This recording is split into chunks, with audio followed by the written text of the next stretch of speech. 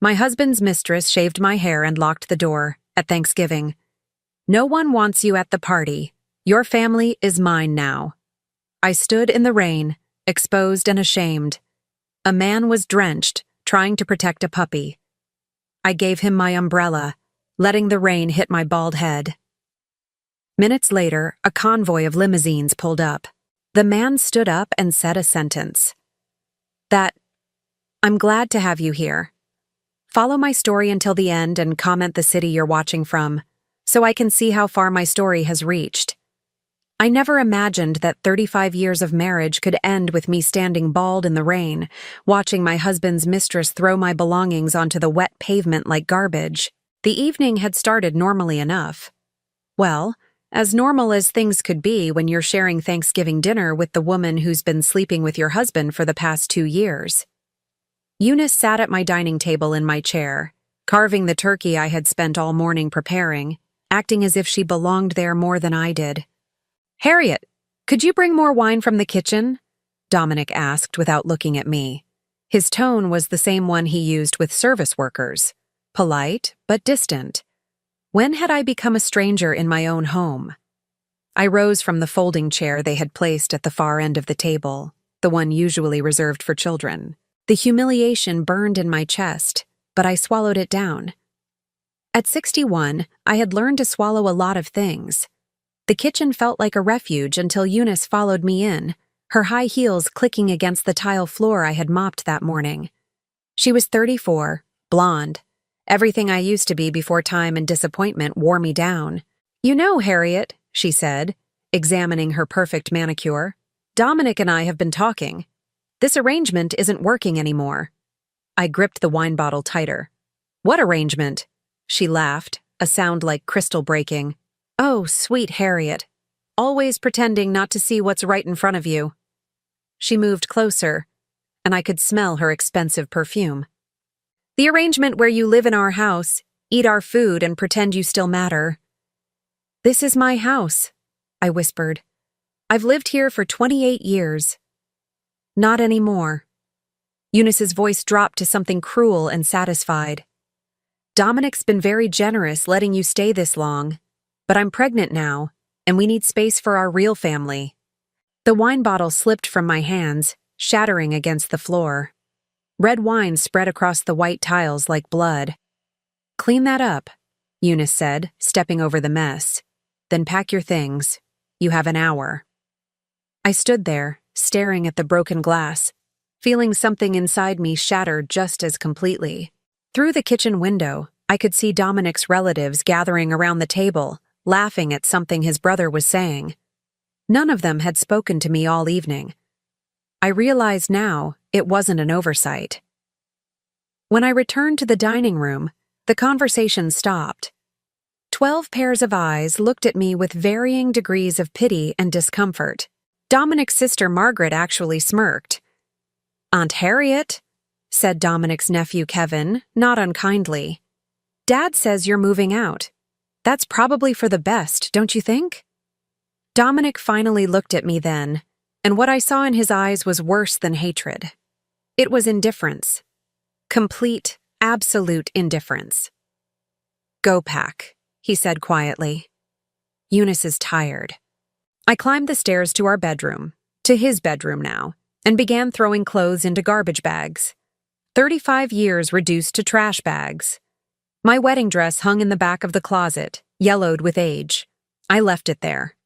Let Eunice find it someday and wonder if Dominic would discard her just as easily. I was almost finished when Eunice appeared in the doorway with a pair of kitchen shears. "There's one more thing," she said, and her smile was sharp as a blade. "Sit down." "What?" "Sit. Down." Her voice carried a authority that made me obey before I could think. "You're going to sit there while I fix something that's been bothering me." She moved behind me, and I felt her fingers in my hair. I started to stand, but she pushed me back down. "Stay still. This won't take long." The first cut made a grinding sound. A chunk of my gray hair fell onto my lap. Then another. And another. "Eunice, stop!" I gasped, but she kept cutting, her movements quick and vicious. "This is what happens to women who don't know when their time is up." she hissed in my ear. You should have left gracefully. Now everyone downstairs will see exactly what you really are. She cut until my scalp showed in patches, until I looked like a cancer patient or a crazy woman. When she finished, she gathered the hair from the floor and stuffed it into one of my garbage bags. There, she said, breathless from exertion. Now you look on the outside like what you've always been on the inside. Nothing. I caught sight of myself in the dresser mirror and barely recognized the woman staring back. Bald patches, uneven tufts, scalp showing pink and vulnerable. I looked like a victim. I looked exactly like what she wanted me to look like. Go downstairs and say goodbye to everyone, Eunice said. Let them see Dominic's first wife, the practice round. The walk down those stairs was the longest of my life. Each step felt like walking to my own execution. In the dining room, conversation stopped completely. Someone gasped. Margaret actually covered her mouth with her hand. Dominic's face went pale. Jesus Christ, Eunice, what did you do? I gave her a makeover, Eunice said innocently. Don't you think it suits her? I couldn't speak, couldn't breathe. I grabbed my garbage bags and headed for the door, hearing whispers behind me like hissing snakes. Outside, it was raining. Hard, cold November rain that soaked through my thin sweater in seconds. I threw my bags into the back seat of my old Honda and sat behind the wheel, shaking. Not from cold, but from the complete destruction of everything I had been for 35 years. I drove aimlessly through the dark streets, rain drumming against the roof. I had nowhere to go. Our few friends had chosen sides long ago, and they hadn't chosen mine. My sister lived 3 states away, and we barely spoke. I had no money of my own. Dominic controlled all our accounts. I pulled over when I couldn't see through my tears anymore, parking under a streetlight on some random residential street. That's when I saw him. A man crouched in the rain about 50 feet away, trying to shield something with his body. As I watched, a small golden puppy darted out from under his jacket, immediately getting soaked. The man gathered the puppy back into his coat, but I could see him shivering. Without thinking, I grabbed my umbrella and got out of the car. The rain hit my exposed scalp like tiny needles, but I walked toward them anyway. Here, I said, holding the umbrella over the man and the puppy. Take this. He looked up at me, and I saw eyes that were kind but tired. He was maybe 50, with salt and pepper hair plastered to his skull. His clothes were expensive but ruined by the rain. I can't take your umbrella, he said. You'll get soaked. I'm already soaked, I said, and it was true. Rain ran down my face, over my ruined hair, soaking through every layer I wore. Besides, he needs it more than I do. I nodded toward the puppy who was shivering in his arms. The man studied my face, and I saw something change in his expression. Not pity, exactly, but recognition. Like he understood what it meant to be caught in a storm with nowhere to shelter. What's your name? He asked. Harriet, I said. Harriet Morrison. I almost said Harriet Chambers, but that wasn't my name anymore, was it? Jared, he said. Jared Blackwell. That's when the first limousine appeared at the end of the street. Then another, and another. 3 black cars with tinted windows, moving slowly through the rain like sharks. Jared sighed and stood up, still holding the puppy. I was hoping to avoid this a little longer. The limousine stopped in a perfect line. Men in dark suits got out, umbrella already open, moving toward us with practiced efficiency. Mr. Blackwell, one of them said. We've been looking for you, sir. Jared looked at me, and I saw something in his eyes that made my breath catch. Harriet Morrison, he said quietly. How would you like to learn something interesting about your father's business partners? I stared at him, rain running down my face, feeling like Alice tumbling down the rabbit hole. My father's been dead for 6 years. I know, Jared said, but his business arrangements are very much alive.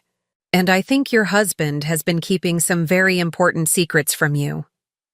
The inside of Jared's limousine felt like stepping into another world. Soft leather seats, climate control that immediately warmed my chilled skin, and a silence so complete I could hear my own heartbeat. The puppy had fallen asleep in my lap, a small golden weight that somehow anchored me to reality. Jared sat across from me, no longer the rain-soaked stranger I'd helped on the street. His damp hair was combed back, and someone had given him a fresh suit jacket. The transformation was startling. "Where are we going?" I asked, my voice barely above a whisper. My hand unconsciously went to my ruined hair, trying to cover the worst of Eunice's handiwork. "Somewhere we can talk privately," Jared said, "and somewhere you can clean up if you'd like." He pressed a button, and a partition lowered. "Marcus, the Fairmont, please. The penthouse." The Fairmont. I knew that hotel. It was the most expensive place in the city. Dominic and I had eaten there once for our 10th anniversary, and he'd complained about the cost for weeks afterward. "I don't understand what's happening," I said. "Who are you really?" Jared leaned forward, his expression serious. "My name is Jared Blackwell. I own Blackwell Industries." He paused, watching my face. "We manufacture medical equipment. We also have significant real estate holdings and investment portfolios." The name meant nothing to me, but the way he said it suggested it should. "And what does that have to do with my father?" "Your father, William Morrison, was one of my business partners from 1985 until his death. We had several joint ventures, including some property investments that should have passed to you upon his death." I stared at him. "That's impossible. My father was an accountant. He worked for the county. He didn't have business partners or property investments." "That's what he told you," Jared said gently. "But William was much more than a county accountant. He was also a very shrewd investor. We started small, buying distressed properties, fixing them up, selling them for profit. Over the years, our partnership grew considerably." The limousine stopped in front of the Fairmont. Through the tinted windows, I could see uniformed doormen waiting. This was really happening. "Why didn't he tell me?" I asked. "Why didn't I know about any of this?" Jared's expression darkened. "Because someone has been intercepting the communications about your inheritance for the past 6 years. Someone has been making sure you never learned the truth about what your father left you." 20 minutes later, I sat in a marble bathroom the size of my kitchen, staring at my reflection while a hairdresser named Antoine worked to salvage what Eunice had destroyed. The penthouse suite was larger than most houses, with floor-to-ceiling windows overlooking the city. "We can work with this," Antoine murmured, his French accent thick with concentration. "A very short pixie cut, very chic. You will look magnificent, madame." I closed my eyes and let him work, trying to process everything Jared had told me. My father, a secret businessman, inheritance I'd never known about, someone intercepting communications. It felt like a dream, or maybe a nightmare I couldn't wake up from. When Antoine finished, I barely recognized myself. The brutal hack job was gone, replaced by a sleek, sophisticated cut that somehow made me look younger, stronger. "Beautiful," Antoine declared. "You look like a woman who owns the world." If only that were true. I found Jared in the suite's living room, standing by the windows with his phone pressed to his ear. The puppy was curled up on an expensive-looking sofa, fast asleep. "Yes, I want everything from 1985 forward," he was saying.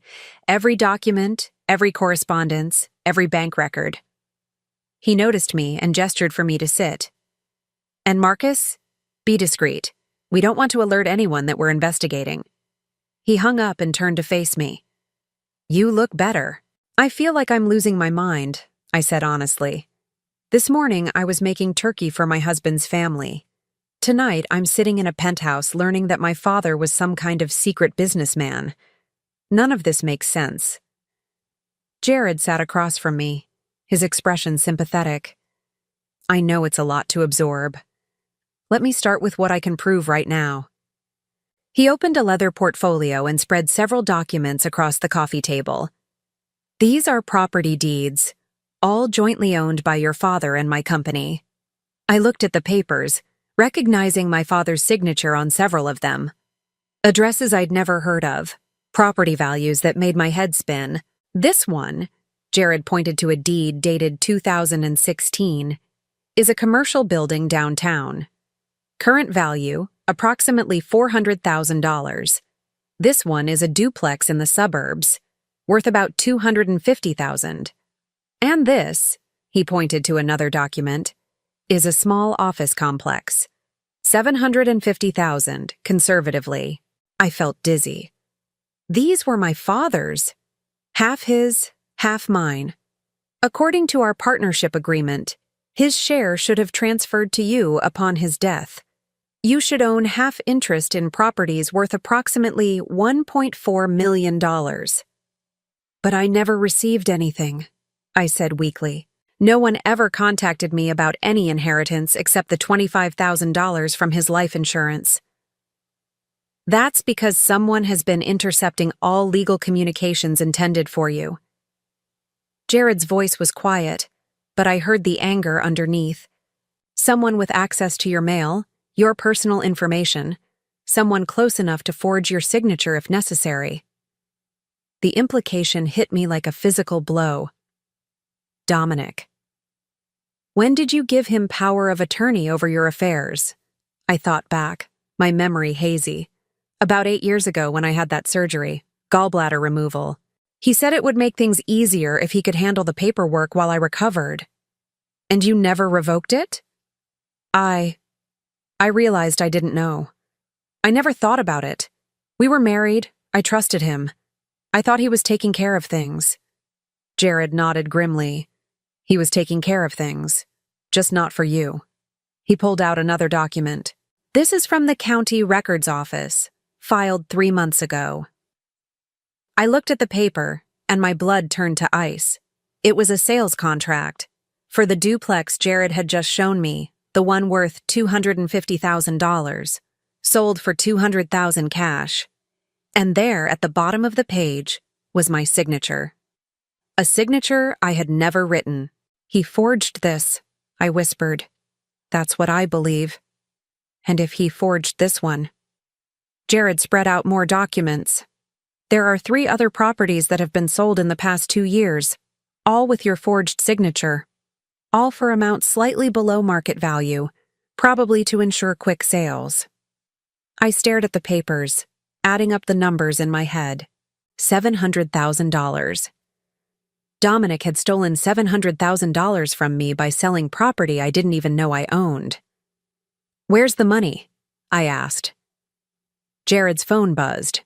He looked at the screen and his expression darkened further. Marcus just sent me something interesting. He showed me his phone. Bank records for joint accounts in yours and Dominic's names. The screen showed a series of deposits over the past 2 years, each coinciding with the property sales. Large amounts going in, and then being transferred out to an account I'd never heard of. Sterling Wedding Services, I read aloud. What is that? According to their website, they're a high-end wedding planning company, specializing in luxury ceremonies. Jared looked up at me. It appears your husband is planning quite an expensive celebration with your money. I thought about Eunice's smug smile, her announcement about being pregnant, the way the entire family had looked at me like I was already gone. How expensive? Jared showed me an invoice that made my stomach lurch. $80,000 for a wedding scheduled for January 15th, less than 2 months from now. $80,000. More money than I'd ever seen at one time. Money that was supposed to be mine, funding a wedding between my husband and his pregnant mistress. There's more, Jared said quietly. The venue they've chosen for the ceremony. Do you want to know where it is? I nodded, though I wasn't sure I wanted to hear the answer. Morrison Estate Gardens, he said. It's a historic property that hosts weddings and events. Very exclusive, very expensive. The name hit me like a punch to the chest. Morrison Estate? Your great-grandfather's property. Your father sold it to my company in 1992. but we kept the name in honor of the family history. It's been one of our most successful investments. We've transformed it into a premier wedding venue.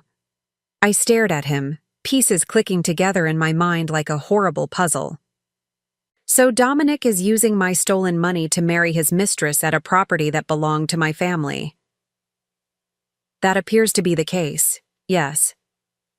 I stood up abruptly, pacing to the window. The city spread out below me, twinkling lights in the darkness. Somewhere out there, Dominic was probably in bed with Eunice, planning their future with my money, in my family's former home. What kind of man does that? I asked the glass, my breath fogging the window. What kind of man steals from his wife to pay for his wedding to another woman? The kind of man, Jared said quietly behind me, who doesn't expect his wife to ever find out the truth. I turned back to face him. But I have found out. So what happens now? Jared's smile was sharp as a blade. Now, Harriet Morrison, we take back everything that was stolen from you. And we make sure your husband gets exactly what he deserves. Outside the penthouse windows, it had stopped raining. But I had a feeling the storm was just beginning. I barely slept that night, despite the luxury of the penthouse suite's king-sized bed. Every time I closed my eyes, I saw Dominic's face when he told me to pack. The indifference, the complete absence of any feeling at all. At 7 a.m, Jared knocked softly on the bedroom door. Harriet? There's someone here I think you should meet. I found him in the suite's dining room with an elderly man in an expensive gray suit. The man stood when he saw me, his eyes kind but sharp with intelligence. Mrs. Morrison, he said, extending his hand. I'm Harold Pemberton. I was your father's attorney for over 30 years. I shook his hand, confused. I've never heard of you. When my father died, everything went through Davidson and Associates downtown. Harold's expression darkened. That's because someone made sure you never received my communications. I've been trying to reach you for 6 years, Mrs. Morrison. Ever since your father's death. He opened a briefcase and pulled out a thick file. Your father came to see me 6 months before he passed away. He was concerned about your marriage, specifically about your husband's attitude toward money and control. I sat down heavily. What do you mean? Your father noticed things, Harold said gently. The way your husband handled your finances. The way he discouraged you from maintaining friendships, from pursuing interests of your own. William was worried about what would happen to you if he wasn't there to watch over things. Jared poured coffee from a silver service, his movements careful and precise. Harold, why don't you tell Harriet about the trust? Trust? I looked between them. What trust? Harold opened the file and pulled out several legal documents. Your father established a trust 6 months before his death. A trust that owns his share of all business ventures with Mr. Blackwell here, plus several additional investments you're unaware of. I stared at the documents, my father's familiar signature at the bottom of each page. I don't understand. The trust was designed to activate only under specific circumstances, Harold continued. Specifically, if you were ever divorced, widowed, or if we could prove that your husband was stealing from you or abusing his power of attorney. And now we can prove it, Jared said grimly. Harold nodded. The forged signatures, Mr. Blackwell's investigators discovered yesterday are more than enough evidence, which means, Mrs. Morrison, that as of this moment, you are the sole beneficiary of the Morrison Family Trust. He handed me a document with official seals and signatures. At the top, in bold letters, I read, Morrison Family Trust, Current Value Assessment. The number at the bottom made my hands shake. $2,800,000. This can't be right, I whispered. It's conservative, Jared said. We had the properties appraised last month. The commercial real estate alone is worth more than $2 million.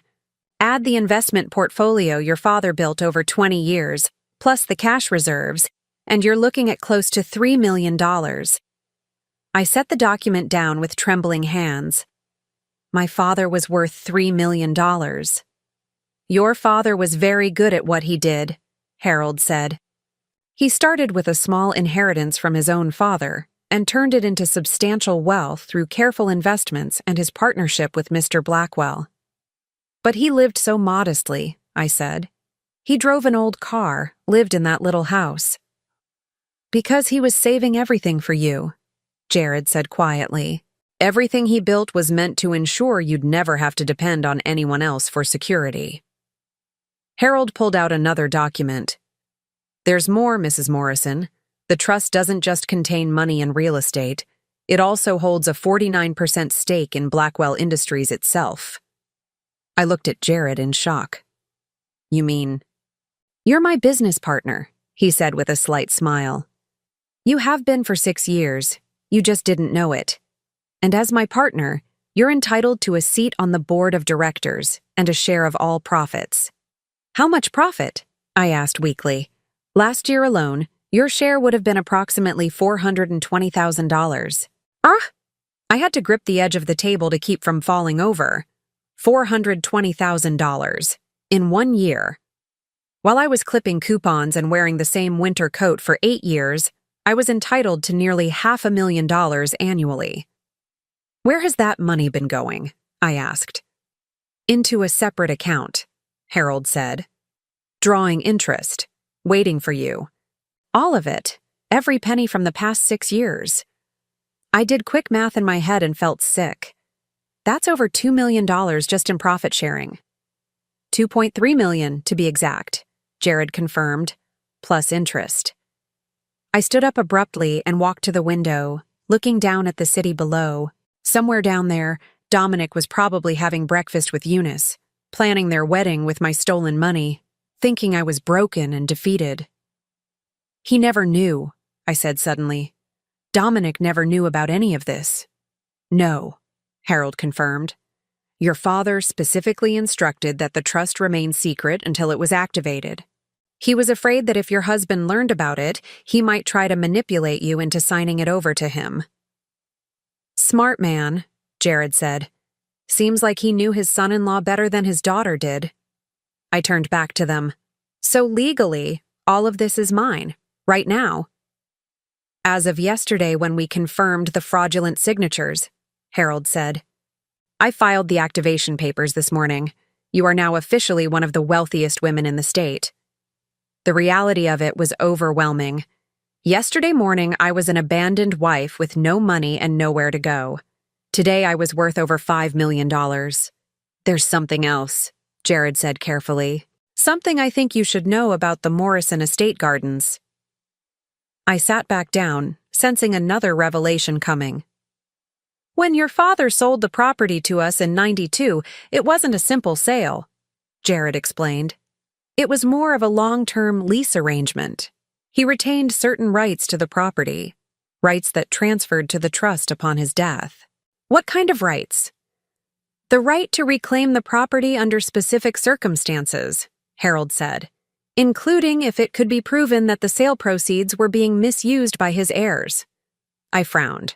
But I never received any sale proceeds. Exactly, Jared said, which means, legally, the sale contract has been breached. The property reverts to the Morrison Family Trust. You mean, the venue where your husband is planning to marry his mistress? Jared's smile was sharp. You own it. The implications hit me like a tidal wave. Not only did Dominic steal my money to pay for his wedding, but he was planning to hold it at a property that legally belonged to me. Can we stop the wedding? I asked. Better than that, Harold said. We can let it proceed exactly as planned. I looked at him in confusion. Think about it, Jared explained. Your husband has invited everyone he knows to witness his marriage to Eunice. His family, her family, their friends, business associates, everyone who was there last night when she humiliated you. So imagine their surprise, Harold said with a gleeful expression, when the owner of the property shows up during the ceremony to reclaim her venue. With evidence of how the wedding was funded, Jared added, and a few other surprises we've uncovered. What other surprises? Jared and Harold exchanged a look. Tell me, Harriet, Jared said carefully. How much do you really know about Eunice? Nothing, really. She's 34. She worked at some marketing firm downtown. That's all Dominic ever told me. She did work at a marketing firm, Harold said, until she was fired 18 months ago for embezzling client funds. I stared at him. What? She's been unemployed since then, Jared continued, living off credit cards and the generosity of older men. Dominic isn't her first married target, Harriet. She's done this before. Harold pulled out a newspaper clipping from 2 years ago. The headline read, "Local businessman loses home in messy divorce." Below it was a photo of a man about Dominic's age looking haggard and defeated. Richard Kellerman, Harold said. Eunice was his girlfriend for 8 months. By the time she was done with him, he'd lost his house, his business, and his children wouldn't speak to him. She's a professional, Jared said bluntly. She targets married men with assets, gets them to leave their wives, then bleeds them dry. The pregnancy is probably fake, too. I felt a strange mixture of vindication and disgust. How do you know all this? Because when someone tries to con my business partner, Jared said, I take it personally. I've had investigators watching Eunice for the past month. We have evidence of everything, Harold added. Her employment history, her previous marks, even medical records showing she can't actually get pregnant due to a procedure she had 5 years ago. I sank back in my chair, overwhelmed. So, Dominic is being played just as much as I was. The difference, Jared said, is that Dominic chose to betray you. Eunice is just giving him what he deserves. What happens now? I asked. Harold began gathering his documents. Now we let them proceed with their plans. Let them spend your stolen money on their fake wedding at your property. Let them invite everyone they know to witness their triumph. And then? Jared's smile was cold as winter. Then we show up and take back everything that belongs to you. In front of everyone who ever doubted you, everyone who turned their backs on you last night. But first, Harold said, we need to make sure they can't run when the truth comes out. Can't hide assets or disappear. How do we do that? By letting them think they've won, Jared said, right up until the moment we destroy them.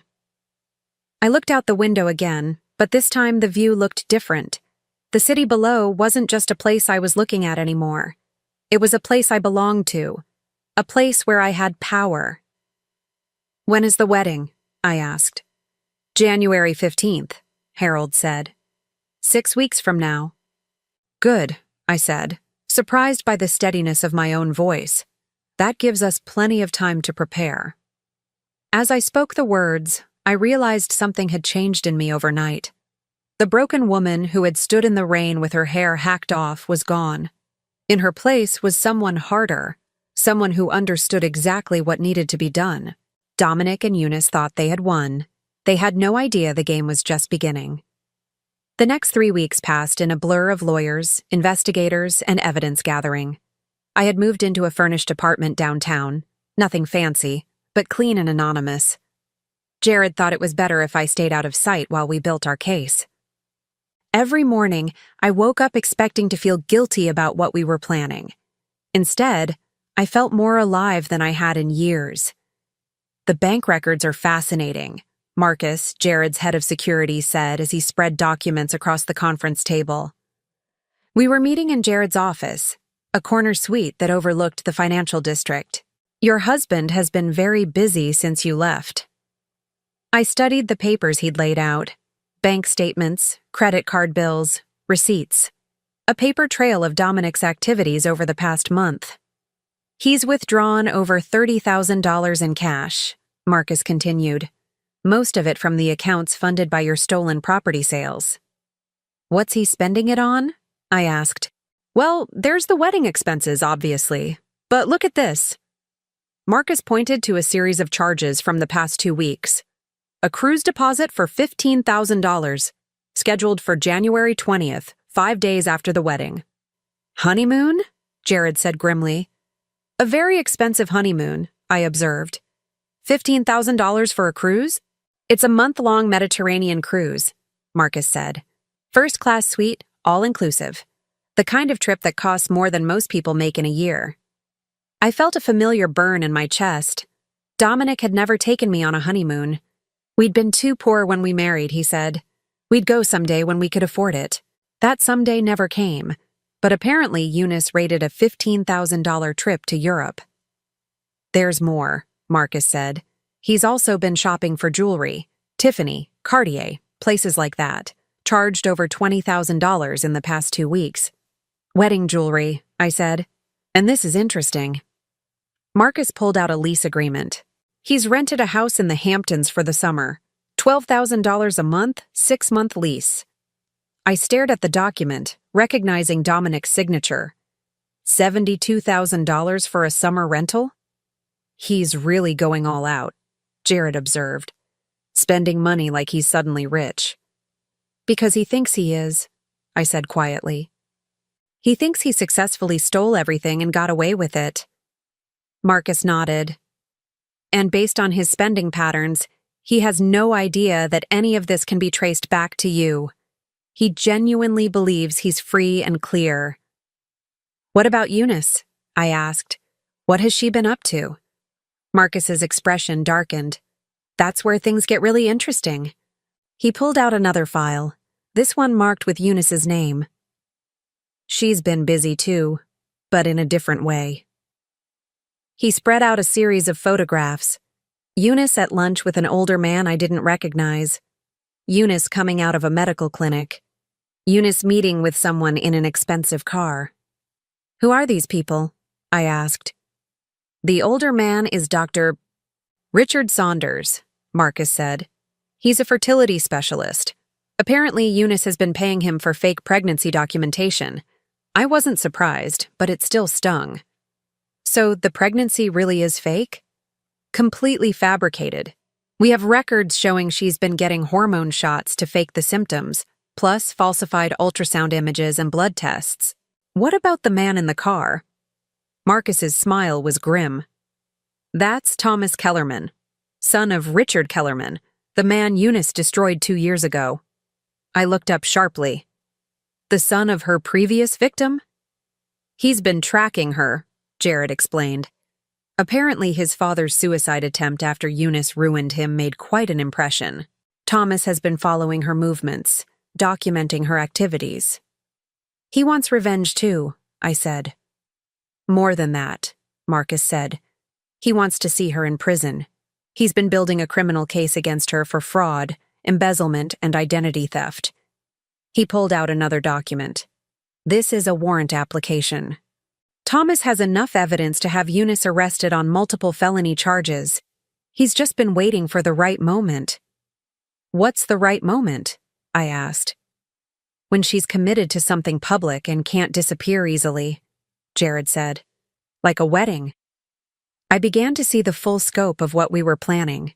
So while Dominic thinks he's marrying his pregnant girlfriend and starting a new life with my money, he's actually marrying a professional con artist who's about to be arrested for multiple felonies, Marcus finished. Using money that legally belongs to you, at a venue you own. And all of this will happen in front of everyone who witnessed your humiliation, Jared added. I felt a deep satisfaction settle in my chest. How do we coordinate everything? Carefully, Marcus said. Thomas has agreed to hold off on Eunice's arrest until the wedding day. The police will be standing by, but they won't move until we give the signal. What signal? I asked. You walking into your own property and announcing that the wedding is canceled, Jared said with a smile. Over the following week, more pieces of the puzzle fell into place. Harold had filed all the necessary legal documents to formally establish my ownership of Morrison Estate Gardens. We had court orders ready to freeze all of Dominic's accounts the moment we served him with papers. Most importantly, we had indisputable evidence of every crime he'd committed. The forgery alone is good for 5 to 10 years in prison, Harold explained during one of our strategy meetings. Add the theft, the fraud, the illegal sale of property he didn't own, and he's looking at serious time. What about the money he's already spent? I asked. Recoverable, Harold said confidently. The cruise can be canceled, the jewelry can be returned, the house rental can be terminated. He'll lose the deposits, but most of the money can be recovered. And the wedding expenses? Consider it a lesson fee, Jared said. The cost of learning not to steal from your business partner. 3 days before the wedding, I drove past the Morrison Estate Gardens for the first time in years. The property looked exactly like I remembered from childhood visits to my great-grandfather's house, only more polished. Jared's company had transformed it into something magical. Gardens perfectly manicured, the old mansion restored to its original grandeur. It hurt to see it looking so beautiful, knowing that this was where my family's history lived, and that Dominic had chosen it specifically to twist the knife deeper. But the hurt was different now. It wasn't the helpless pain of a victim. It was the focused anger of someone who was about to set things right. Second thoughts? Jared asked. He'd insisted on coming with me, partly for moral support and partly because he enjoyed seeing his handiwork. No, I said, surprised by how certain I sounded. Just remembering. Good memories? Some. My great-grandfather used to let me pick flowers in those gardens every summer. He said the estate would always belong to our family, no matter what happened. He was right, Jared said quietly. I used to dream about having my own wedding here someday, I continued, when I was young and still believed in fairy tales. Who says you can't still have it? I looked at him, startled by something in his tone, but before I could ask what he meant, my phone rang. It was Marcus. Harriet, you need to know something. Dominic just made a very large cash withdrawal, $50,000. I felt my stomach drop. Why would he need $50,000 in cash 3 days before the wedding? I don't know, Marcus said, but I'm going to find out. That afternoon, we had our answer. Marcus called another emergency meeting, his expression grim. Bad news, he said without preamble. Dominic has figured out something's wrong. What do you mean? I asked. One of his bank accounts was flagged for suspicious activity when he tried to make another large withdrawal. The bank asked questions about the source of the funds, and apparently someone mentioned that the account was linked to property sales that might be under investigation. My blood ran cold. He knows? Not everything, Marcus said quickly. But he knows enough to be nervous. The $50,000? He's hiring a private security firm for the wedding. Security? Jared frowned. What kind of security? The kind that checks guest lists very carefully and keeps out unwanted visitors, Marcus said meaningfully. I sank into a chair. So we can't just show up at the wedding. We can, Marcus said, but it won't be as simple as walking in the front door. What do you recommend? Jared asked. Marcus smiled, and for the first time all day, he looked pleased. I recommend we give them exactly what they're expecting, just not in the way they expect it. Meaning? Meaning we let them think they've kept you out, Marcus said. Right up until the moment you appear where they least expect you. I looked between Marcus and Jared, seeing something in their expressions that told me they had a plan. What are you thinking? The ceremony is scheduled to start at 4 o'clock, Marcus said. Traditional format. Guests arrive, take their seats, bride and groom exchange vows. Right. What if the ceremony proceeded exactly as planned? Marcus continued. Right up until the minister asks if anyone objects to the union. Understanding dawned on me slowly. You want me to wait until then? I want you to wait until the exact moment when Dominic thinks he's won, Jared said. When everyone is watching, when the cameras are rolling, when there's no way for him to escape or cover up what's about to happen. And then? Marcus's smile was sharp as a blade. Then you stand up and explain to everyone present exactly who really owns the property they're standing on and how the wedding was paid for. The plan was perfect. Cruel, public, and absolutely perfect. What about Eunice's arrest? I asked. Police will be positioned outside, Marcus said. The moment she tries to leave after your announcement, they'll take her into custody. And Dominic? We'll have some very awkward explaining to do to his guests, Jared said, assuming he doesn't try to run first. I thought about it for a long moment. In 3 days, I would walk into a room full of people who had witnessed my humiliation and show them exactly who I really was. I would reclaim everything that had been stolen from me, in front of everyone who thought I was weak and broken. There's one thing, I said finally. What? Marcus asked. I don't want to sit in the back and wait for the objection moment, I said. I want to walk down the aisle. Jared raised an eyebrow. During the ceremony? Right when the bride is supposed to make her entrance, I said. I want to walk through those doors at the exact moment everyone expects to see Eunice, and I want to take back what's mine. The room was quiet for a moment. Then Marcus started to laugh. Harriet Morrison, he said, I think you're going to enjoy this more than any of us expected. January 15th dawned crisp and clear, the kind of winter day that makes everything look sharp and clean. I stood in front of the mirror in my hotel room, adjusting the emerald green dress I'd chosen for the occasion. It was elegant, expensive, and nothing like the dowdy clothes I'd worn during my marriage. The woman looking back at me was a stranger. My short hair had grown out into a sophisticated style that framed my face perfectly. I'd lost weight from stress, but it made me look younger, stronger. Most importantly, my eyes held something they hadn't contained in decades: power. You ready for this? Jared asked from the sitting area of our adjoining suite. He was dressed in a charcoal gray suit that probably cost more than Dominic made in a month. I've been ready for this my whole life, I said, surprising myself with how true it felt. My phone buzzed with a text from Marcus. Security team in position. Dominic has 12 guards posted around the property. Police are standing by 1 block away. Thomas Kellerman is in position with arrest warrant. All systems go. I looked at myself one more time in the mirror. 6 weeks ago, I had been a broken woman standing bald in the rain with nowhere to go. Today, I was about to reclaim everything that had ever been taken from me. Let's go, I said.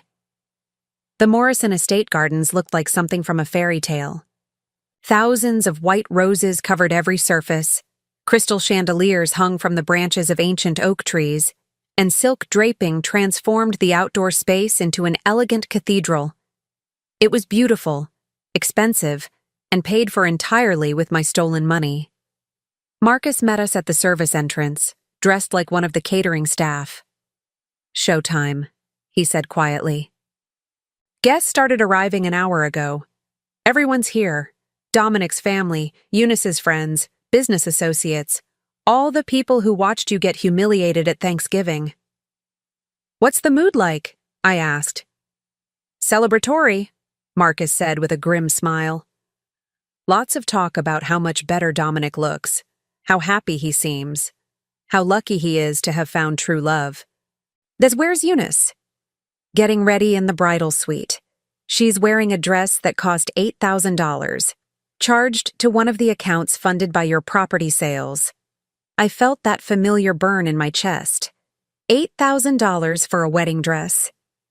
I'd been married in a $50 dress from a discount store because that was all we could afford.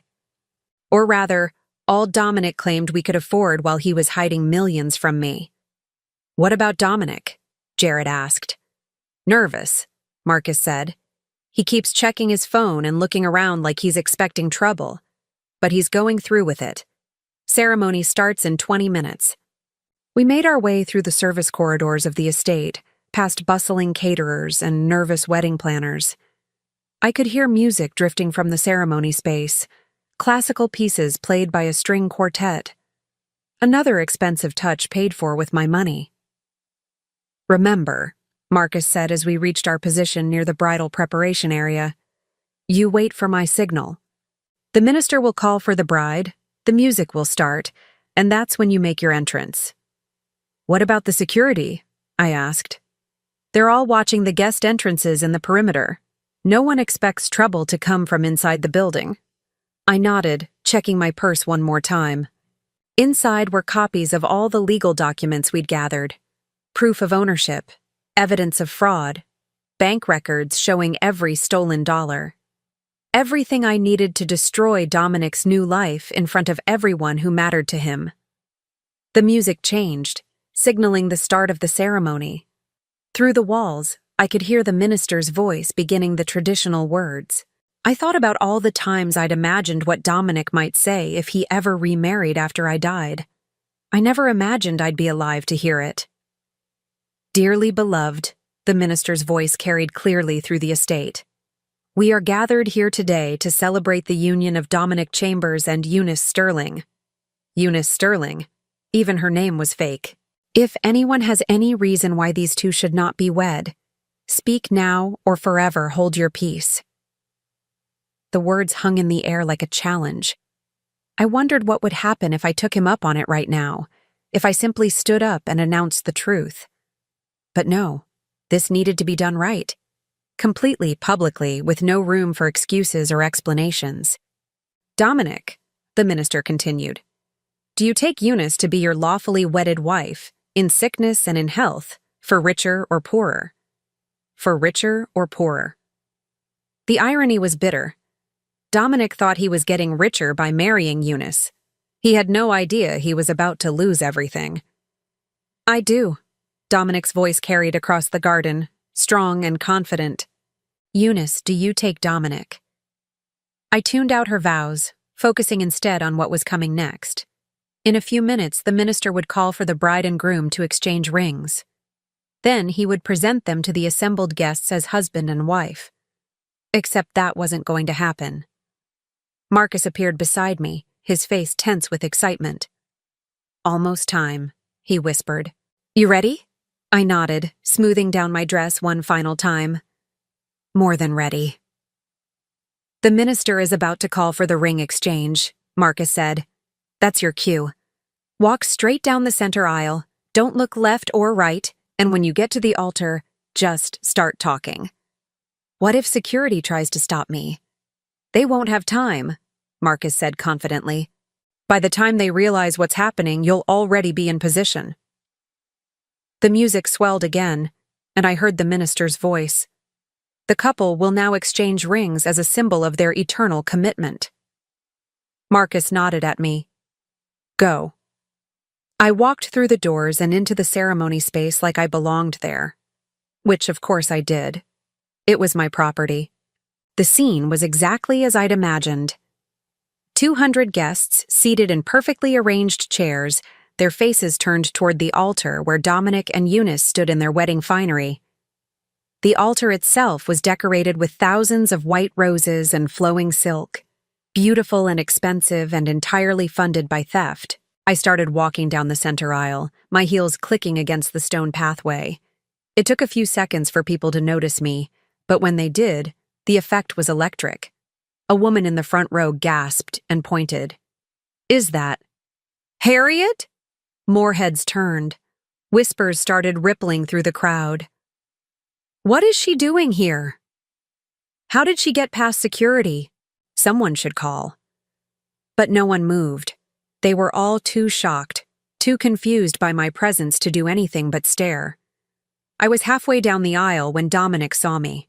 His face went white, then red, then white again. Beside him, Eunice's perfectly made-up face twisted with fury. What the hell are you doing here? Dominic called out, his voice carrying across the suddenly silent garden. I didn't answer.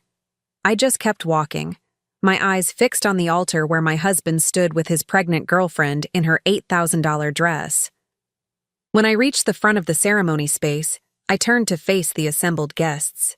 200 faces stared back at me, some confused, some annoyed, some curious about what was about to happen. Good afternoon, I said, my voice carrying clearly across the garden. I'm Harriet Morrison, and I own this property. The silence that followed was absolute. No one moved, no one spoke, no one even seemed to breathe. I also own the money that paid for this wedding, I continued. Every flower, every piece of silk, every note of music you've heard today. All of it purchased with funds that were stolen from me. She's lying, Eunice said quickly, her voice shrill with panic. She's just a bitter ex-wife trying to ruin. Am I? I opened my purse and pulled out the legal documents. These are court orders establishing my ownership of Morrison Estate Gardens, effective immediately. This ceremony is taking place on my property without my permission. I handed the papers to the minister, who looked at them with growing confusion. These appear to be legitimate legal documents, he said slowly. They are, I said, just like these bank records showing how this wedding was funded.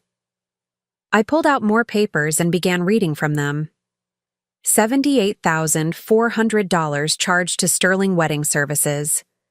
Paid from accounts containing funds from the illegal sale of properties that belonged to me. The crowd was starting to murmur now, confusion turning to understanding as the implications sank in. "Harriet, stop," Dominic said, his voice desperate. "You're embarrassing yourself." "No, Dominic," I said, meeting his eyes across the altar. "I'm finally telling the truth." I turned back to the crowd. 6 years ago, my father died and left me an inheritance. Properties, investments, business partnerships worth over $5 million. I never knew about it because my husband intercepted all communications about my inheritance and forged my signature to sell properties that belonged to me. A collective gasp went up from the assembled guests. The money from those sales, over $700,000, was used to fund this wedding and the new life my husband planned with his mistress. A mistress who, by the way, is not actually pregnant and has done this same thing to at least 3 other married men. Eunice made a strangled sound of protest, but I wasn't finished. "The venue you're sitting in was owned by my great-grandfather and sold to Blackwell Industries with the provision that it could be reclaimed by his heirs under certain circumstances. Those circumstances have been met." I pulled out my phone and pressed a number I had pre-dialed. "Marcus, we're ready." Within seconds, security personnel appeared from several directions. But these weren't Dominic's hired guards. These were professionals working for me. "Ladies and gentlemen," I announced, "this ceremony is over. You have 30 minutes to collect your belongings and leave the property." "You can't do this!" Dominic shouted. "I paid for this wedding." "With my money," I said calmly. "And now I'm taking it back." That's when the police arrived. Thomas Kellerman walked in behind the officers, pointing directly at Eunice. "That woman," he said clearly, "is under arrest for fraud, embezzlement, and identity theft." Eunice tried to run, but there was nowhere to go. The police had surrounded the altar area, and her $8,000 dress wasn't designed for quick escapes. "This is insane!" she screamed as the handcuffs clicked into place. "I haven't done anything wrong." "Tell it to the judge," one of the officers said. "You have the right to remain silent." The crowd was in chaos now. Some people were trying to leave, others were pulling out phones to record what was happening, still others were demanding explanations from Dominic. But Dominic wasn't paying attention to any of them. He was staring at me with an expression I'd never seen before, complete, absolute defeat. "How?" he asked quietly. "How did you find out?" "I met someone who knew my father," I said. "Someone who cared enough to tell me the truth." As if summoned by my words, Jared appeared beside me. "Everything all right here?" he asked casually. Dominic's eyes widened as he recognized him. "Jared Blackwell. You're Jared Blackwell."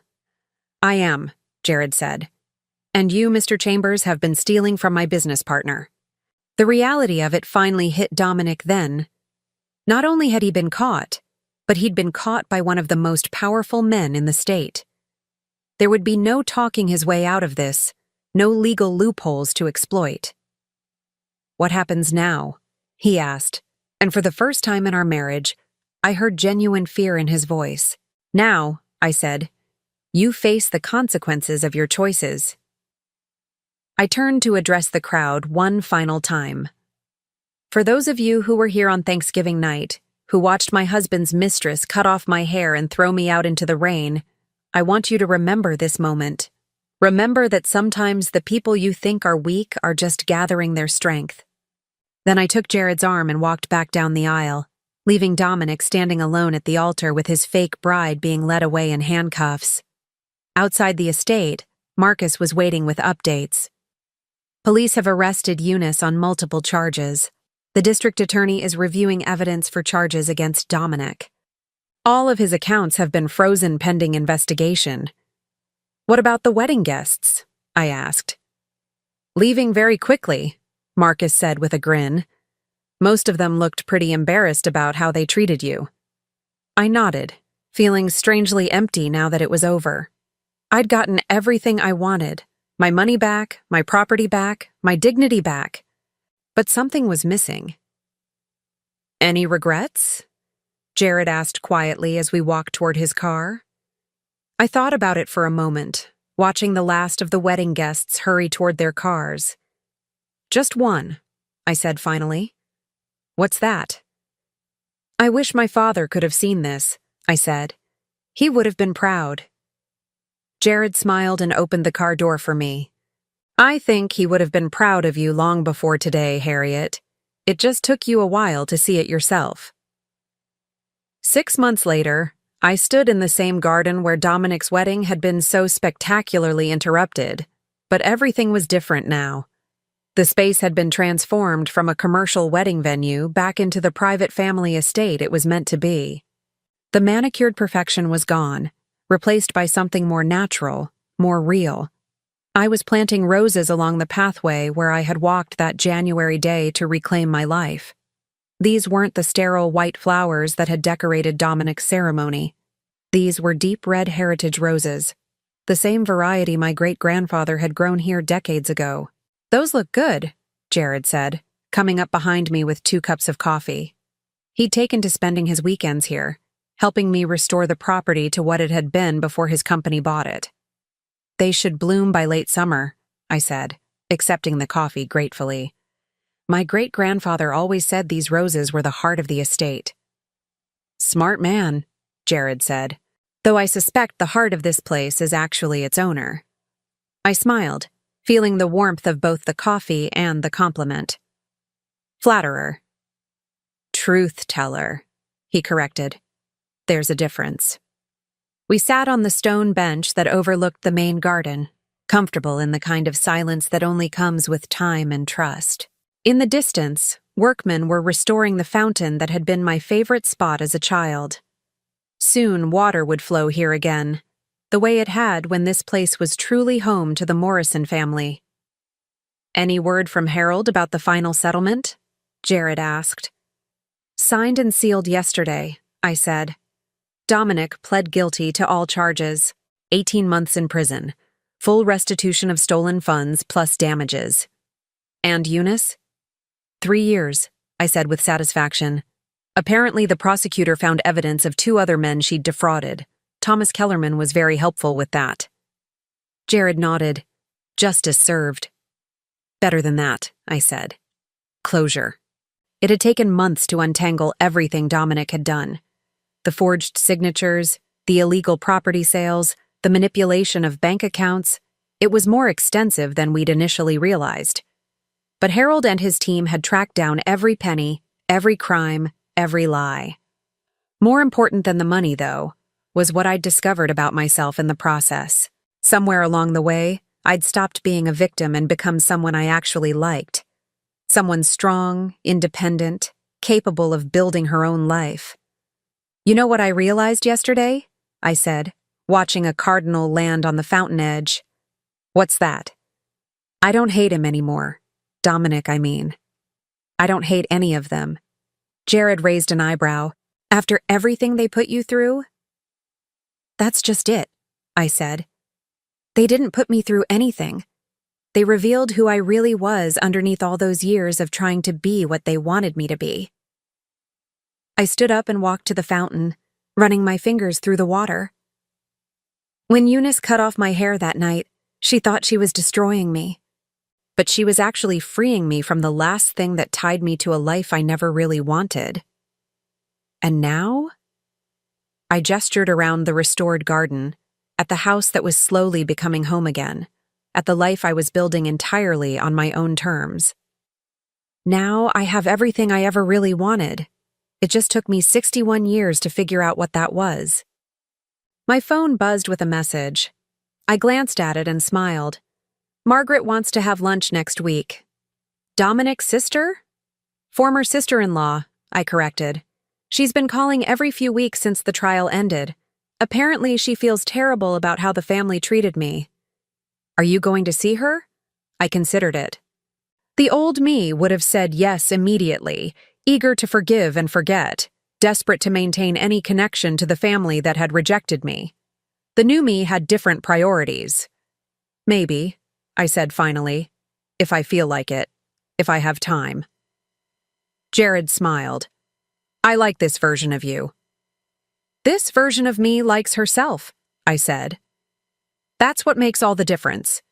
We walked back toward the house, past the garden beds I'd been working on all spring. Next month, there would be a carpet of flowers here, not the sterile perfection of a commercial venue, but the wild, beautiful chaos of a garden that's allowed to grow naturally. I have something for you, Jared said as we reached the back terrace. What's the occasion? No occasion. Just something I thought you should have. He handed me a small velvet box. Inside was a key, old brass, worn smooth with age. It's the original key to this house, he explained. Your great-grandfather gave it to my grandfather when they first became business partners. It's been in our company safe ever since. I held the key up to the light, seeing the Morrison family crest engraved in the brass. How long have you been planning to give this to me? Since the day I met you in the rain, he said honestly. I knew this place needed to come home. I walked to the back door and slid the key into the lock. It turned smoothly, as if it had been waiting all these years to work again. Perfect fit, I said. Things usually are when they belong together, Jared said quietly. There was something in his tone that made me look at him more carefully. Jared. I know it's complicated, he said quickly. I know you're just starting to figure out who you are outside of marriage, outside of being responsible for other people's happiness. I'm not trying to complicate that. Then what are you trying to do? He was quiet for a long moment, looking out over the gardens we'd been working on together for months. I'm trying to tell you that I've fallen in love with the woman who gave a stranger her umbrella in the rain. The woman who had the courage to walk into that wedding and take back everything that belonged to her. My heart did something complicated in my chest. Jared. I'm not asking you to marry me, he said. I'm not asking you to change your life or give up your independence or be anyone other than exactly who you are right now. What are you asking? He smiled, and I saw something in his eyes that I'd never seen in Dominic's during all our years together. Respect. Genuine, uncomplicated respect. I'm asking if you'd like some company while you figure out what comes next, he said. Someone to plant roses with, someone to drink coffee with in the mornings, someone who thinks watching you become yourself has been the most beautiful thing he's ever seen. I stood there holding the key to my family's home, looking at a man who wanted to be part of my life without trying to control it or change it, or make it about his needs instead of mine. You know, I said finally, I spent 35 years trying to be the woman Dominic wanted me to be. I never once asked myself what I wanted. And now? Now I want to find out what it feels like to be chosen by someone who actually sees me, I said. Not who they think I should be or who they want me to become, but who I actually am. Is that a yes? He asked, hope clear in his voice. That's a, let's see what happens, I said. But yes, I'd like the company. He kissed me then, softly, carefully, like someone who understood that trust was something to be earned rather than expected. When we broke apart, I realized I was crying. Happy tears? He asked, concerned. Free tears, I said. I'm finally free. That evening, as the sun set over the Morrison estate gardens, I sat on my front porch with a glass of wine and my phone. There were dozens of missed calls and unread messages, people who had heard about the trial, relatives who suddenly wanted to reconnect, former friends who were curious about my new circumstances. I deleted them all without reading them. Instead, I opened a new message and typed, "This is my new number. I won't be responding to calls or messages about my past, my ex-husband, or my financial situation. If you're someone who genuinely cares about me as a person and wants to be part of my future, you're welcome to reach out. Otherwise, please respect my privacy and my fresh start." I sent the message to everyone in my contact list, then immediately blocked most of the numbers. The people who mattered, the few real friends I'd maintained over the years, my sister in Colorado, Harold and his team, they could reach me. Everyone else was part of a life I'd left behind.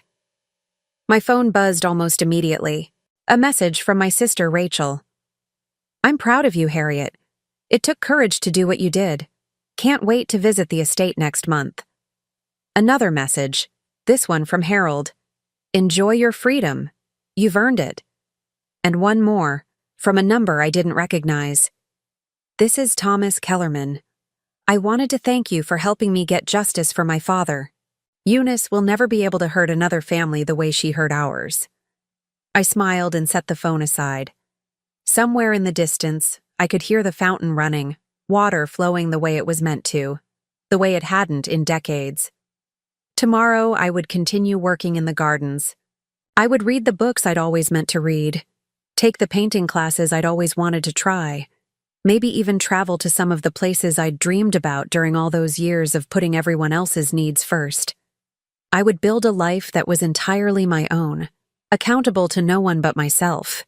And if Jared wanted to be part of that life, not as someone trying to control or change it, but as someone who appreciated it exactly as it was, well, that would be something new and wonderful to explore. At 61, I was finally beginning. The woman who had stood bald and broken in the rain 6 months ago was gone. In her place was someone stronger, someone who understood her own worth, someone who would never again accept less than she deserved. I raised my wine glass in a toast to the empty garden, to the stars coming out overhead, to the future I was going to create entirely on my own terms. "Here's to new beginnings," I said aloud. The fountain sang its agreement, and for the first time in decades, everything felt exactly as it should be. Now I'm curious about you who listened to my story. What would you do if you were in my place? Have you ever been through something similar? Comment below. And meanwhile, I'm leaving on the final screen 2 other stories that are channel favorites, and they will definitely surprise you. Thank you for watching until here.